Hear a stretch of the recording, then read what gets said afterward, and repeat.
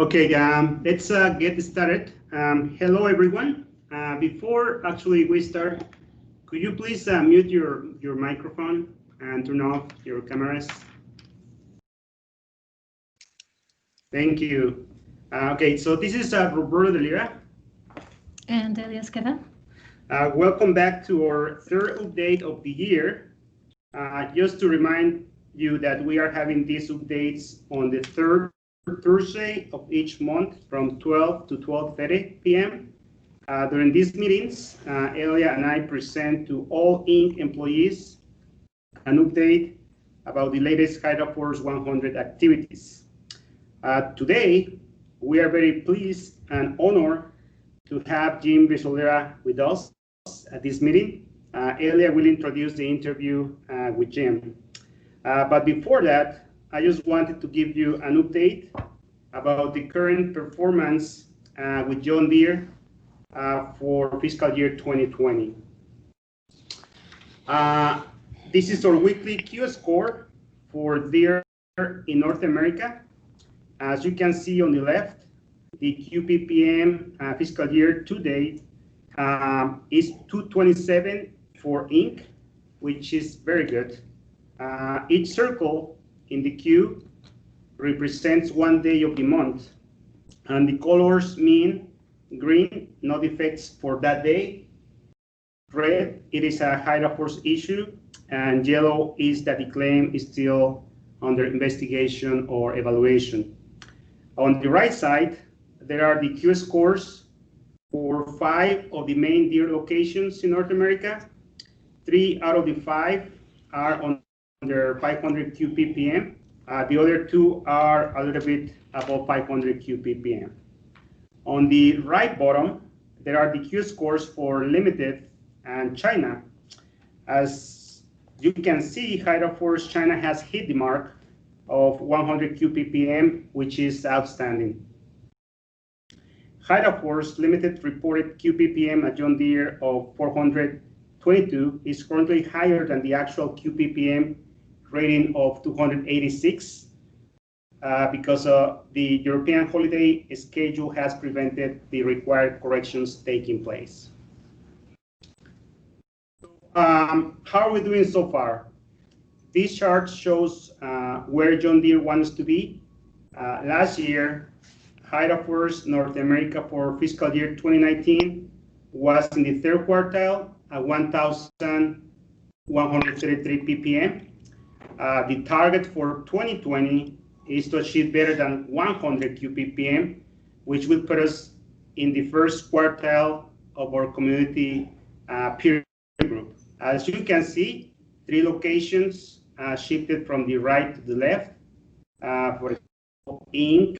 went from the third quartile to the first quartile, which is best in class. So please keep up the good work.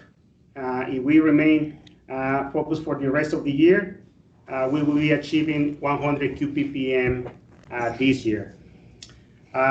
With that, I'm going to hand it over to Elia for our interview with Jim. Elia? Thank you, Roberto. Good afternoon, everyone. So before we start the interview with Jim, I would just like to remind you to please keep your microphone in mute and cameras off.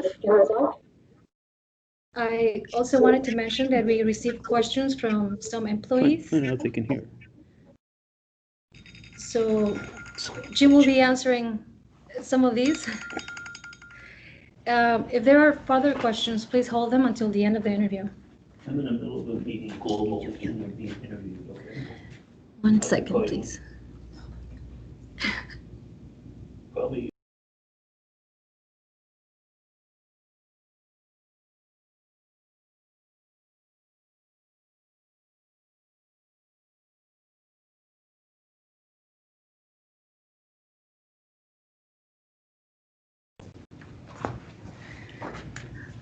Thank you, everyone, for the hold up. What?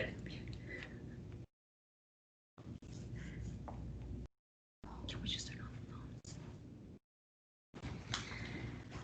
All right, whenever you're ready.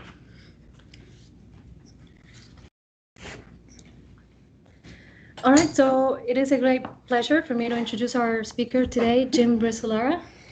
Welcome, Jim, and thank you for joining us and being open about answering questions from HydraForce employees. Okay, looking forward to it. All right, so let's begin. Can you hear us? I think answer if you got them all. Yep. Yes. Yes. Right, thank you. Yes. Yes. All right, so Yes, clearly. Jim. Yes. All right, thank you, guys. Beginning with the question. So, Jim, what prompted you to pursue a career with hydraulic valves? Well, it was kind of an accident. I just gotten out of high school, and I was the oldest of 6 kids, and my father had told me early on that if I wanted to go to college, I was going to have to figure out how to do it myself, that he couldn't support me. So I was driving along over in Glenview, and I came across a help wanted sign, and pulled in and signed up, and they took my application and said, come back after lunch and you can go to work. So last Sunday happened to be my 56th year anniversary of working with hydraulic valves. First company I worked with was Fluid Power Systems, which is now owned by Parker. And that was it was private when I joined them, and then they sold out and asked me to go find another job because they had their new owners had their own management team. So I went to another company that was called Modular Controls, and I was there for a few years, and they're now part of Vickers, and so that's how I came across it. It was almost by an accident.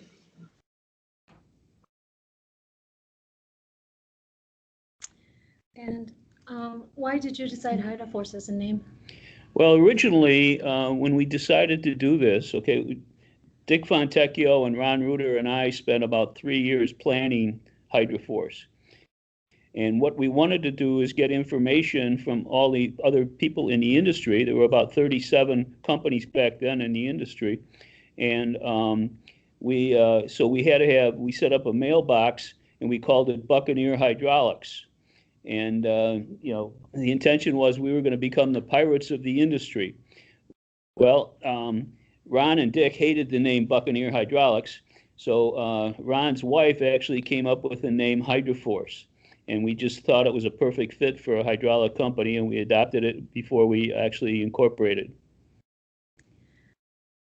What was the biggest change HydraForce went through while you were the CEO? Well, it's obviously the growth, okay? To start the company, we had to borrow $500,000, okay, to fund the start of the company. Our first year in business, which was '85, our total sales were $23,000, and we're beginning to wonder how the heck we're going to pay this down. We had a very tight payback schedule on it, and as most of you know, last year after 35 years, our business was well over $400 million, and when HydraForce started, as I mentioned, there were 37 companies around the industry, around the globe, making hydraulic valves. During the 35 years to follow, the vast majority of those companies, including the first 2 I worked for, sold out to larger companies. Parker's bought several of them, Sauer bought a few, Eaton bought a lot, Bosch bought some. But HydraForce remained independent, as our business model said, in spite of many, many offers to sell the company that we've received over the years. What will you miss most about being president? Well, I think the biggest thing is probably going to be the day-to-day involvement in the business and the business functions that are going on. Also, the interaction with all the employees and things like that. It's I'm a pretty have a lot of interaction with the employees. What is the biggest challenge HydraForce faces in the future, and how prepared is HydraForce to meet that challenge? Well, I think the biggest challenge going forward is going to be the changes in technology and upgrades and improvements in how the machines we go on are operated.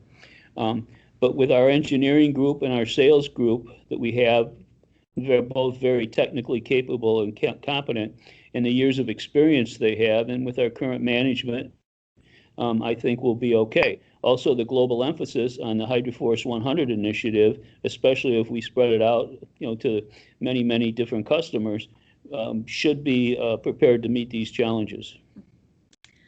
What is the biggest misconception people have about hydraulics? I think if you're not in the industry and you don't understand it, most people have no idea how broadly hydraulics are applied. I used to, when my kids were little, we used to go for a drive and stuff, and I would say, oh, look, there's more hydraulics, there's more hydraulics. My daughter finally said, Dad, that's enough. We don't care about it anymore. So I stopped doing it. But, virtually when you drive to work in the morning, you probably pass 20 or 25 hydraulic applications just on your way to work. What was the hardest part of your job over the years? Without a question, it was trying to satisfy and keep the board of directors happy. They're very challenging and very demanding, which I think is good for the company. And they also, I always insisted on having an outside board because one of the companies I worked for before that, the Modular Controls Company, the owners were just doing whatever they wanted and no control at all. What do you consider to be some of your biggest accomplishments in your 35 years with HydraForce? Well, I think the biggest impact was writing the mission statement about 2 or 3 years before the company actually formed and getting Dick Fontecchio and Ron Reuter to agree that that's what we were going to base the company on. The mission statement, was agreed to, and we referred to it when we were making the company decisions, and basically we wanted to produce the highest quality products and the most responsive customer support in the world at a globally competitive cost. And, everything was based on that. And, from that, the HydraForce business model was derived. And the main drivers of the business model are continually improving quality and increasing throughput velocity based on the teachings of Dr. Edward Deming and Ellie Goldratt and Stephen Covey. We've based a lot of our stuff that we do on those three people, and leading us to operational excellence by increasing the throughput and the productivity while we're reducing some of our operating costs. And it led us to getting more customers because of better quality, faster delivery, and lower costs. That sounds an awful lot like the HydraForce100 that we're now involved with. All of that led to growing the business and creating more good jobs, which allowed us to stay in business as an independent company, and create long-term financial security for our employees and our other business partners and our investors. By having the mission statement and a business model in place before HydraForce was officially established, we've always been able to work toward the same goals. The driving force behind the manufacturing group in the early years was a team called the QSAT team. And QSAT stood for Quality Support and Administration Team. It was basically 8 people, and we met with them regularly. I met with them on a frequent basis, and we were able to build knowledge base, and they were able to spread it to the other HydraForce employees. I'm very proud of the knowledge that we've been able to share with all the employees at HydraForce throughout my tenure as president. Those are about the things that enabled us to achieve the Ford Q1 certification early on, before the ISO certification even came into being. And then when ISO came into being, we were one of the first 100 companies in the United States to be certified. The Ford Q1, by the way, was the most recognized quality system back before the ISO. And we were supplying a secondary supplier to Ford. We weren't directly supplying Ford, but we were supplying one of their suppliers, and I asked them if they could do the Q1 certification so I could get a feeling for what our quality system was like. Well, Ford sent in three quality engineers, and they worked with myself and a couple of other people. And after 3 days, they went through all our procedures and things like that. And after 3 days, they called us in on Friday and said, okay, we've never told a supplier to Ford this previously, but HydraForce just passed the Ford Q1 on the first audit. None of our other suppliers has ever done that. So it made me understand and realize that we were on the right track, and we were doing what we should be doing. I mean, another accomplishment probably was creating and sharing the 9 components of quality. They were the basis. We said, quality isn't just a word that you say. It actually has 9 components. And, with these guiding principles serving as a roadmap, and the fact that I've always been approachable and spent a lot of time on the shop floor, there's not a job at HydraForce that I haven't done myself. And I understand what's going on out there, and I'm very proud of that. Would you remind us of the 9 HydraForce components of quality? Sure. The 9 components are basically top performance, not only a product top performance, but in every job that we do, the performance that we do, whether it's answering the phone or whether it's placing a purchase order. Second one is the features that we offer. What do we offer in addition to performance and quality that make the customers and distributors and even the suppliers easier to work with HydraForce? Next was reliability and durability. We wanted to make sure that our product outlasted, in any piece of equipment that was it was on. Consistency is another one, and that was just make sure that we're doing the same thing the same way all the time.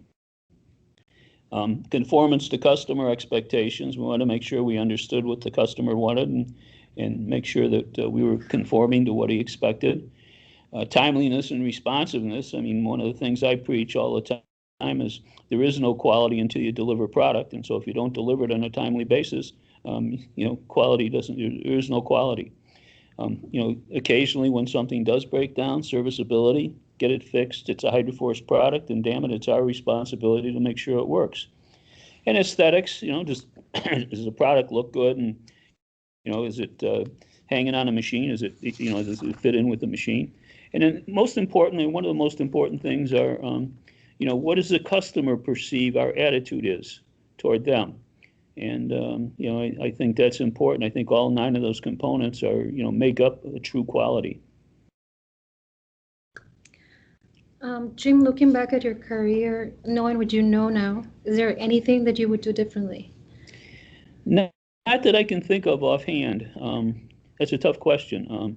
Maybe if you would ask me that 10 or 15, 20 years ago, I might have come up with something, but not right now. What advice do you have for the new CEO, Mike Terzic? Well, Mike, I think most of you know, or all of you know, that Mike has been on our board of directors for 10 years, so he knows HydraForce. HydraForce is not new to him. My only advice would be to continue to provide strong leadership to the entire workforce, global workforce. Okay. What are your plans for retirement? I haven't thought much about retirement because I still feel I still have contributions I can make to HydraForce. And I'll continue to do it as long as I think I'm adding value. What advice do you have for new entrepreneurs? Well, my first suggestion would be to find out what Dr. Deming said and then follow his PDSA model, Plan, Do, Study, Act model.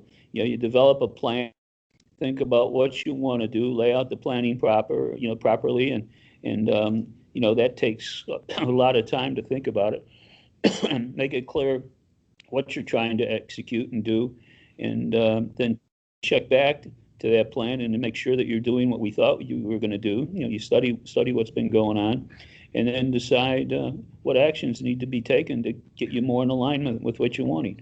And the cycle's ongoing. It's not one time you go through this thing. It's time after time after time. And lastly, a personal favorite, Jim. Do you think you have found your purpose? I would guess to a degree I have at HydraForce. Creating worldwide customer delight by providing the highest quality products and the most responsive customer support in the world has been my purpose. But I can't say for sure because I don't know what's yet to come. I may find something else that intrigues me more. Thank you. Jim, on behalf of all HydraForce employees, thank you for the time and effort you took to share your thoughts and experiences with all of us. Your passion is definitely contagious. Thank you. So everyone, for further questions, please email them to Roberto and me. They will be addressed during the next meeting. Thank you. Thank you, everyone. And thank you, HydraForce, for being the people Jim. you are and making this company. Yes. Thank you. Thank you, Jim. Jim. Thanks, Jim. Also, We really appreciate it, Jim. Thanks, Jim. Thank you, Jim. Thank you, Jim. You're all welcome. Thanks, Jim. Jim, we wanted to thank you for your time today and for building this amazing business for providing many wonderful opportunities for every HydraForce employee and their families for 35 years. I'm sure that everyone has now realized that the HydraForce 100 strategic objective reflects the original mission statement that you created when you started the company. So let's work together to deliver this for Jim in 2020, in his last year as the president of the company. So thank you again, Jim. And My pleasure. Thank you. And thank you all employees for all your contributions over the years. I can't tell you how much I recognize and appreciate that. Thank you all, and we look forward to meeting you again next time. Thank you, everyone. Thank you. Thank you. Bye-bye. Thank you. Thank you.